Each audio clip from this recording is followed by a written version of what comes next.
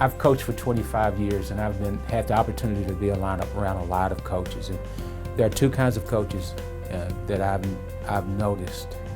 There's the transactional coach.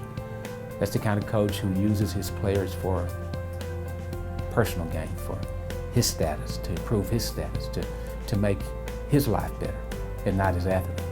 And then there's the transformational coaches, those coaches who impart life impacting messages every single day to their athletes. When I was in high school, most of the coaches, they realized that I was this guy who was making the honor roll, National Honor Society, as well as scoring touchdowns and making great tackles. But the rumor and the story got out that I was actually one of the kids who was living by myself.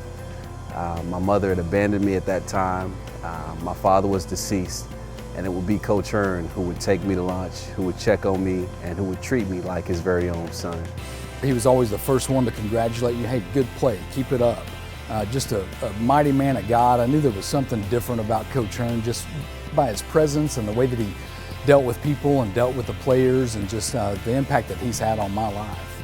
This message of nurturing, this message of character development is the most important thing about what we do today. It gives kids that ability to know that they belong to something, that they have the ability to achieve things, the ability to sometimes people say things are impossible. They're not impossible if you come from a nurtured environment. And they're not impossible if you got people who care about you and want to see the best in you. After the game was over, Coach Wallace came up to me, big man, 6'4". He looked down at me, he hugged me, and he said, "Hearne, that was just outstanding." He said, "You're the greatest 7th grade player I've ever coached." And then his wife was standing there. He backed up, she came over, she hugged me. She told me I was wonderful. And I thought, wow, she was beautiful. And no one looked like that had ever hugged me and told me I was wonderful. Great day. The stories actually made me cry.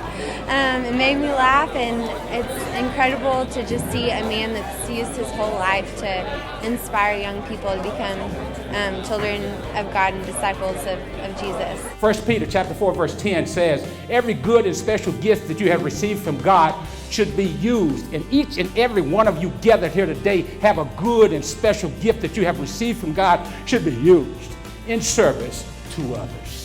Clearly, for him, his legacy is the fact that his kids love him, not just his children, but the hundreds and thousands of athletes, students that he touched. I'm grateful for that. Our team was our family, and he always presented family as not an option, but a necessity for building a great football team.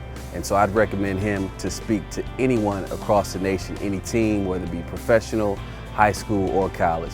This is a guy you want in your corner because he's a motivator.